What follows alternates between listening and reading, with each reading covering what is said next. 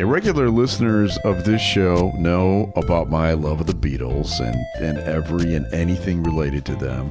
Well, as you know by reading the description, this week's guest is May Pang, John Lennon's girlfriend during his famous Lost Weekend. And May stars in a new documentary about that time. And you know what? It's. I'm not going to waste any more time with the preamble. It's time for Minutia Men Celebrity Interview. The following is a Tony Lasano podcast, an Opie show on the Radio Misfits Podcast Network. This is the Minutia Men Celebrity Interview with Rick and Dave. So this week, no Dave. It's just me. I kicked Dave out so May and I could spend some time together. This is a big thrill for me, May. First of all, thanks for coming on the show. Oh, it's my pleasure. That was funny. I watched the documentary. Yes, just the two of us. I watched the documentary. It's fantastic. It's really a great story. It's called The Lost Weekend, a love story. Just to set the stage for us, and I'll get into a little more specific questions later, but can you tell us the exact time period we're talking about? In this case, it'd be 73, 1919. God, it sounds so terrible, so far away. It's only 50 years ago. Oh, it's only, and yes. And can you believe it is 50 years ago this whole thing started. 1973 to the beginning of 1975. Excuse me. Okay. I'm still choking from before. Yeah. But 1975, and we touch on a little bit time after that, but that's the time frame. Okay. Now, it actually is even before that a little bit too, right? Because how old were you when you first started working for them? Was it in 73 that you started working for John and Yoko? No. Okay, yeah, I thought so. I thought it was before that. Because you were there for Imagine. When I in the film, you were there for the making of Imagine. So tell us about meeting them and getting started. It even goes back even further than that. It goes back. My first part to partake in was in their movies called Up Your Legs Forever, where you go and ask people to donate their leg for peace, and Fly, which was the other one. So I started that. Let's see, that was in December of 70. So I had just turned 20.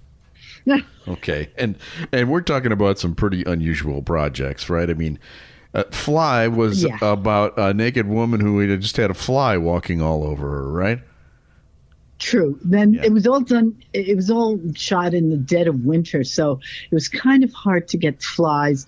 But they had apparently, because there's a lot of people working on it, they got some people to order flies from, I guess, a laboratory that you can buy them. Yeah, right. Exactly. And then when you exhaust that and it doesn't work anymore, we were trying to catch them in Chinese restaurants, and I had college students coming out and say, we got to catch some flies. It's a very showbiz is very glamorous, isn't it? Oh, I mean, you read about all these things that everybody's, you're so lucky. I said, not if you're working hours upon hours and it's just forever, that type of thing, and you don't get sleep, and it's you're doing the most unusual things to get this film made. I mean, the first one was actually Up Your Legs Forever. And it was quite interesting when Yoko came over to me and she said, okay, I want you to call these people up, tell them you work for me, you're my assistant. And she said, and tell them if they can come down and donate their legs for peace.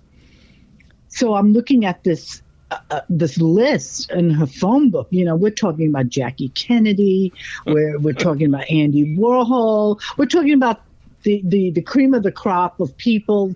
And I'm saying, yes, hi, can you come down and donate your leg for peace? And then we got your local people that, there were a couple of other people working, but I was the one on the phone. The other people were downstairs trying to get people off the street. Can you come up here and donate your legs for peace? It's a project, and somebody would say, you mean they're upstairs? John Lennon and Yoko Ono are upstairs? They say, yes. They're the filmmakers, they're the directors, and and then there was the rush of people coming upstairs. Yeah. But could you imagine? I mean, I was just happy. I didn't do it. I just said, I'm not doing this one. So it was nice that I can to get on the phone. That was me. Did you get any bad responses from anybody? Did anybody just, hang up on you? A lot of them laughed. And, I mean, they go, donate your legs for peace. How much of the leg are you showing? I said, I just need you from your toes to your thigh. I mean, I had a whole repertoire going, telling people. Yeah. So we did that for a couple of days. And then after that, then we went on to the next one. I mean, other people knew what the agenda was, and I had no idea. I get there and then they said, okay. I said, what's going on? John was just sitting around. It was really basically Yoko's short film that was being made. Right. It sounds like a Yoko project. Yeah. Now, having watched the film now, I have to say that to me, the most poignant moments in the documentary were really the parts with you and Julian. Two of you have an obvious affection for each other. You experienced a lot together during your time, because John was out doing stuff, and Julian was able to hang out. You went to the set of Happy Days. You did all sorts of cool stuff together. But you two obviously love each other. That's very touching. Thank you. I mean, I do love him. It was he was a great kid because he's no longer a kid. Yeah. And I'm just going to say right here, we don't want to give away the whole thing so that people need to see the movie so they can get the feel of just what went on. Yeah, no, I'm intentionally not telling some of the big reveals there. I just want people to be surprised. I think the whole thing is that Julian, it's like any kid from any family. You need, you want to see your parents.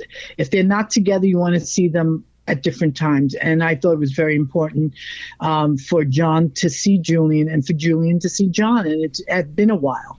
And I was glad that I can help put that together. And I was also happy that I could give Cynthia Lennon, John's first wife, some closure to her relationship with John as well, because she hadn't seen him all these years. So it was, I was just glad that I can make it all work. Yeah. Well, to me, the movie has a lot of revelations in it. And one of them is just a complete misunderstanding of what the Lost Weekend even was, how it started and all that stuff. I mean, most Beatles fans think they know it, but there are myths and legends that are just not true. And would you like to dispel some of those? What have you heard all these years that you go, that's not true? Oh, there's plenty out there. Yeah. I mean, I've had people come up to me and say, I know everything about you. And I'll just look at them and go, oh, that's nice. Uh-huh. You do? They go, yes, absolutely. You don't have to tell me anything. I know everything about you. And I think one of the big myths is probably the fact that Yoko had sent us to L.A. She didn't. She didn't even. She wasn't in town. John decided to do that, and he wanted us to go. That was one of those big things. That's a pretty big thing, by the way. As opposed to the way it's been portrayed all these years. Yeah, I know. I'm one of the little guys in that sense that everybody liked to follow the party line, and I'm still a working person, and I do everything. I don't have the I guess what most celebrities have, somebody to take care of the press. Right. So I just do what I can do, as it were. Now, some of the things also were true as far as how wild it was and how wild John got in particular. And I can deal with that. Isn't that true? But I'm going to tell you that's another myth in there too. Is it? Okay. Well, when you read the story, and this is where the Lost Weekend for him, how it had started, because he loves to use those metaphors. And, at that time, and I'm sure a lot of the younger set would never know that the Lost Weekend was also a movie that Ray Milland was in, about a guy who was a drunk every night. Yeah. And when people would ask him, they would say, it was a long lost weekend, and, that type of thing. But here's the thing. When you read it, it's the same, almost the same 2 or 3, incidents and stuff. Right. Yeah. So now that's carried on for a full year and a half with me. And that's not the way it actually happened. So if you read about it, you're hearing about the troubadour. And then if you read it, it's about the same story that happened, only with, we just put it into another publication. Is that the Smothers Brothers concert story? Yeah, that's the one. Well, a couple. Yeah, that one was that was the biggest, and so that's everything. Almost everything happened basically at the Troubadour. So it was the same 3 that we're talking about over and over. But yes, and then there was definitely Phil Spector. That was the other. Yeah. But, didn't they call this group the Hollywood Vampires? And that was the name that was given after. It wasn't before. And John is only an honorary member. Oh, he wasn't there. Okay. He was not there full time. I mean, Harry Nilsson, Alice Cooper, I believe Mickey Dolenz, because they all lived in Hollywood. We were the visitors. And that was another myth. We did not live in LA. We were visitors, and we would fly out of there, come back. We always considered New York our home. And that, that was another thing that I just did not realize. That, I always thought of John as, this multi-gazillionaire, 100-millionaire. And he was on a budget of like $3,000 a month when you guys were in LA, right? Absolutely. Well, it was even less. What had happened, we borrowed money for our household, me and John, because we were in the middle of a lawsuit. Right. He was really, and so the receivership in England said, okay, all 4 guys got a budget of like $3,000. That's amazing. And yeah. I know, but remember, $3,000 in those days. I know, but still, a lot more. It sounds. I know. Right. I mean, he was driving around in a Rolls Royce in England before that, so it's not here. Yeah. Not in. No. We were couch surfing, and I've never seen so many homes that supposedly John and I stayed at during our quote lost weekend. Oh, really? I mean, every time I read it was like, this is where they live. This is, and I'm reading it. I'm going, I don't know this address. I don't know whose house this is. Who did we visit? Because we only stayed, and I will say this, we only stayed in our lawyer's place that was in West Hollywood. We stayed after that at Lou Adler's place, beautiful home up in Bel Air that he loaned us for a short time. The 3rd place we stayed in, it was the Beverly Wilshire Hotel. Both the new part and the old part. The new part was modern, and there was a duplex apartment that we stayed in, and we had.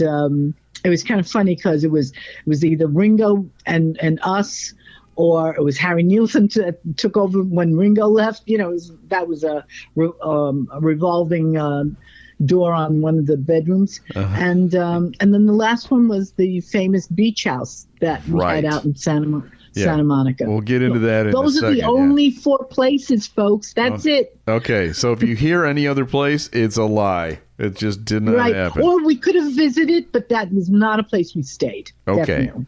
Now, tell me about your 23rd birthday, because if I'm not mistaken, that was a big deal in this film. I'll tell you what I did on my 23rd birthday.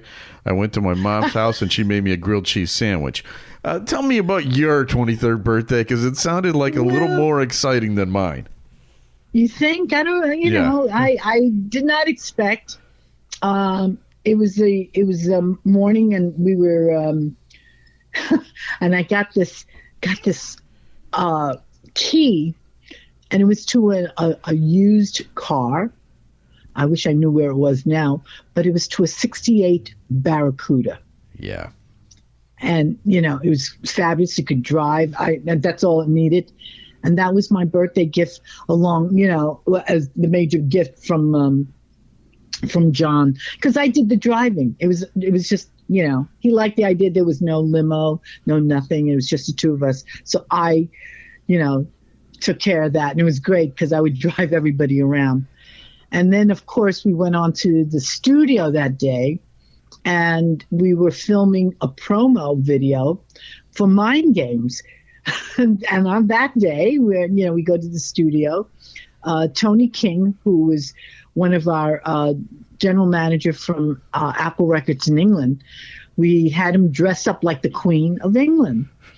And how fitting. Yeah. And Tony King as the Queen. Uh-huh. So, and that on that day, he also introduced one of his close friends to us and to John especially. His name is Elton John. Yeah. So that's when we all met. It was on my birthday. Yeah. And then you had a grilled cheese sandwich or... And then, let's see, did I have that? I'm not sure if I had the grilled cheese, but I know maybe it was my bacon and eggs. I like that for breakfast, You know what is cool about your movie is just the sheer number of important events that you witnessed. I mean, like historical events that happened during this lost weekend, which is considered, a lost weekend. Hey, it was one of John's most productive eras musically, don't you think? Oh, well, I'd be biased, but I would say so because I could name a few things that happened during that time period. Yeah, well, all right. Tell me about. I'll list some, and you don't have to tell me all of these, but just tell me which ones you want to. There was the night Phil Spector pulled out a gun during a recording session. The inspiration for and the recording of Whatever Gets You Through the Night, which was John's first #1 hit since the Beatles. It was the only #1 hit that he had in his lifetime. Right. And the single, yeah. The recording of Harry Nilsson's album in the house that you mentioned, the beach house. The very last time John and Paul played together, you witnessed that. The moment the Beatles officially ended, you took the picture. John's last public performance on stage with Elton John in Madison Square Garden, you were there.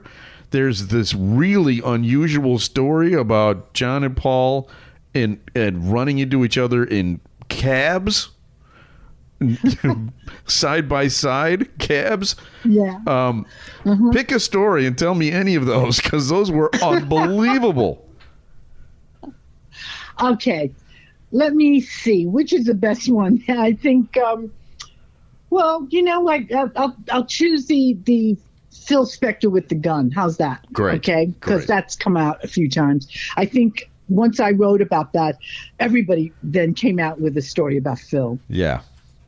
We were doing a playback at that point. It was the Record Plant Studios. And we were listening back to the song. And John and had gone into another room, the client area, with Phil and Mal Evans, who was, of course, the roadie, the original roadie from the Beatles. Right. So we're listening, and all of a sudden I hear this big pop, and you see everybody's head, everybody just ducking. But I'm just such a New York City girl. I'm going, what was that? Not thinking what it might be, And the person standing next to me, which is really amazing, was Phil's mother. Whoa. She was actually standing. Yes, I had Mother Bertha standing next to me. She happened to come into the studio. I never thought I would meet her, but she was standing next to me. And I remember running towards the sound, opening up the door, and I'm seeing John with his finger in his ear going, Phil, you're going to shoot me. Basically that's what he was saying because, he goes, I need these ears to listen, and Phil holding the gun and Mal Evans grabbing it out of his hand. He goes, you shouldn't have this. And Phil says, you can't tell me what to do type of thing. And I finally said, can someone just tell me what just happened? I was almost, even though I was the youngest in this group, you thought I was the oldest because I took charge of what was going on. And Mal said, oh, we were just horsing around. And Phil kept hitting Mal in the nose. And so all Mal did was say, hey, Phil, can you not do that? Because it hurts me. Because Mal could have crushed him. Because Mal was a big guy and Phil was a little guy. Absolutely. He was like 6'4", 6'5", big, brawny type of man. And there's Phil, who's like maybe 5'4", 5'5", and in his Cuban heels. And I'm sitting there going, what? And they're saying, oh, we were, horsing around, and he kept hitting me in the nose. He goes, all I did was ask him to stop. Wow. And Phil did not like that. And as he's pulling the gun out of his holster, the gun goes off. He could have shot somebody. So now, fast forward, everybody calmed down. We all went back to listening to the playback. Next day, John and I are at a restaurant, and Mal's looking for us, and he says, he goes, there you are. I said, what? And he goes, I've been looking for you. We said, well, why? He goes, well, here's the bullet from last night. Oh, my God. And John and I were just like, bullet? What bullet? All this time that John and I had seen Phil carry a gun, we really thought they were blanks. Oh, my God. Oh, my God. Okay, so that's the story on that. In front of his mother. Yes. That's the shocking part to me. Oh, there's other things that are shocking. I've seen him in court in front of a judge who's not exactly, I'm just like, John and I were kind of like freaked out, thinking you would think he would be a little more calmer being in a court of law, but no. Yeah, he still acted a little wild. Did not turn out well for him, as it turns out. Yeah. No, it didn't. And, we were none of the friends. We all talked about it. We were, you're shocked by what happened, by the events, but none of us were really that surprised by it either. Tell us about that last appearance that he did at Madison Square Garden, because I think it's painted beautifully. The story is told beautifully in the film, but if you can give us just like a little encapsulation of what people can see when they see this movie. Oh, I think it's John going through these paces, and in the back, he was nervous that night. There was no two ways about it. And when he got on stage, he made sure that I was within full view, so he can see me. He wanted to see my immediate reaction to him singing. And it was right past Elton's piano. That's where I was standing, so that when John turned his head to the right, he could actually just see me. And he was so thrilled. He was so thrilled at the end of the night that it was over. Yeah. And that's another myth. Everybody thought that, our relationship had ended, and that's not what happened.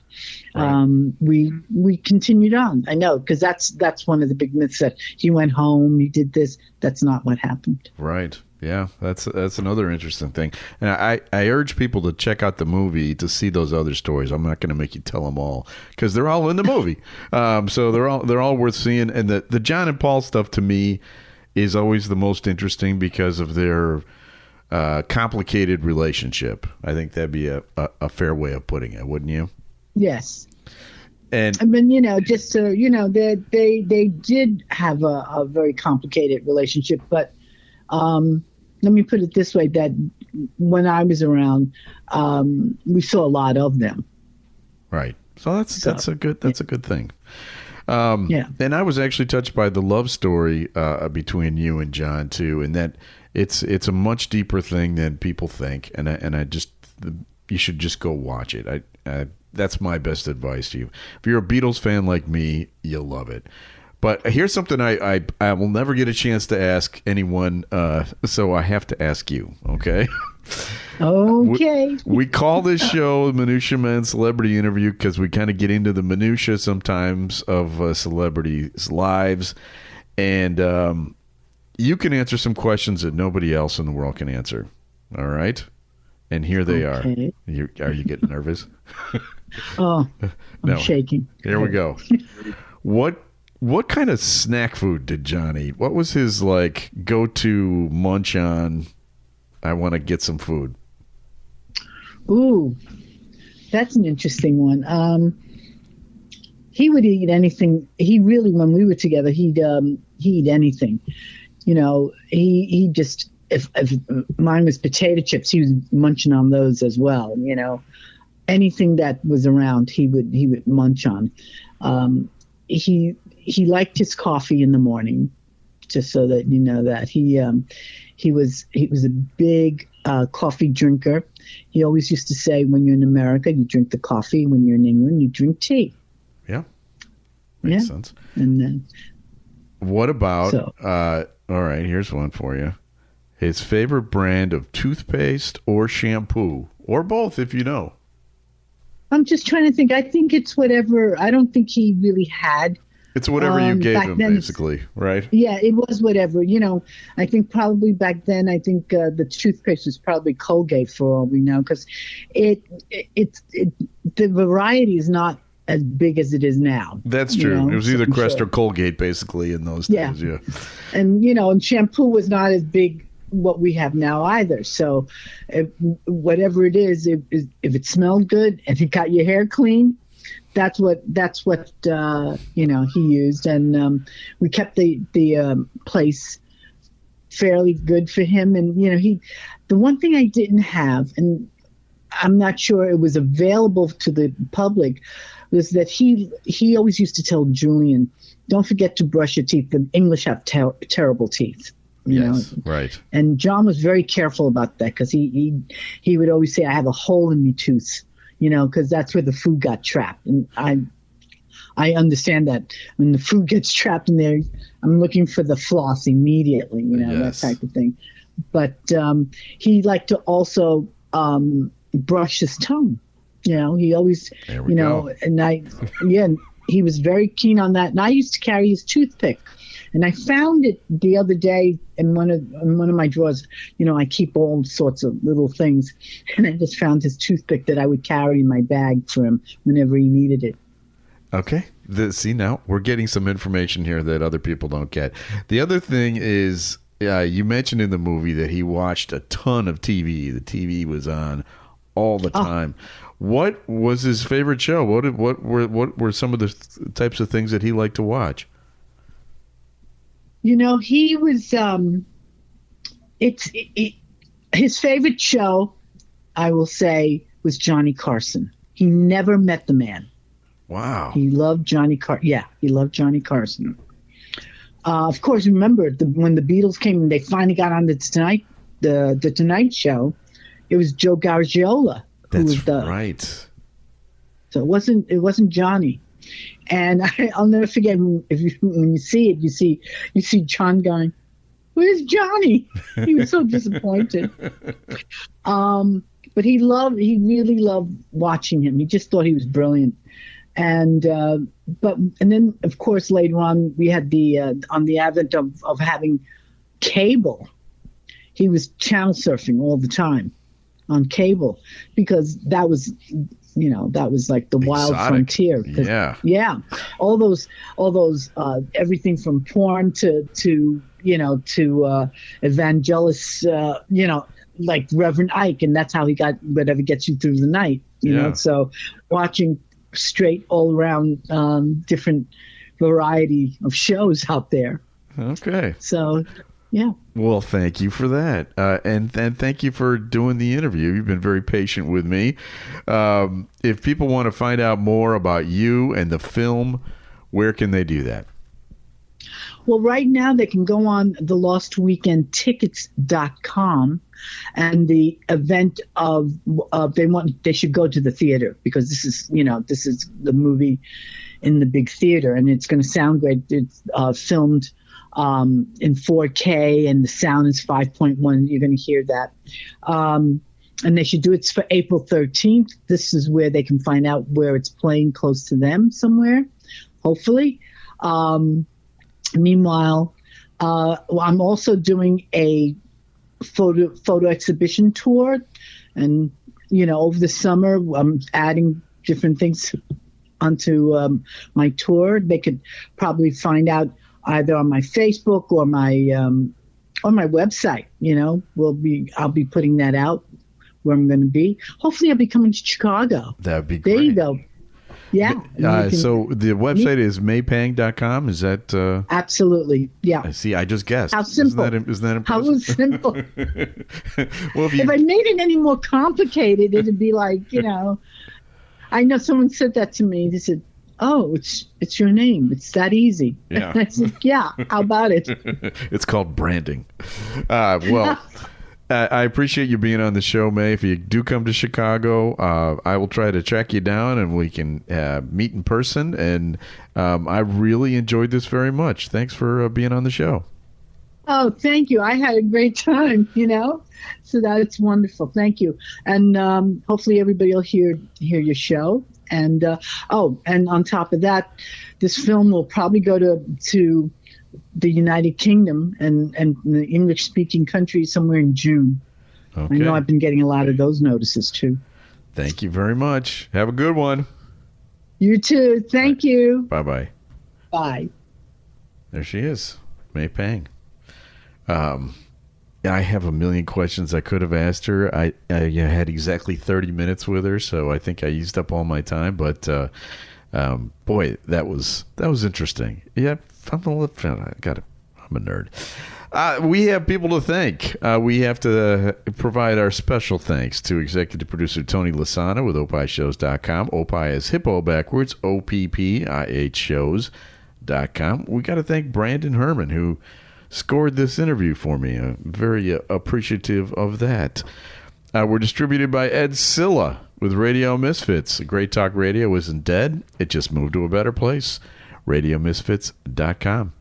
And we'll be back again next week with a brand new episode of Minutia Men's Celebrity Interview. The preceding was a presentation of Opie Productions. Find our other great shows wherever you find podcasts, including opishows.com. Thank you. This has been a presentation of Opie Productions. Tony, can you shut up?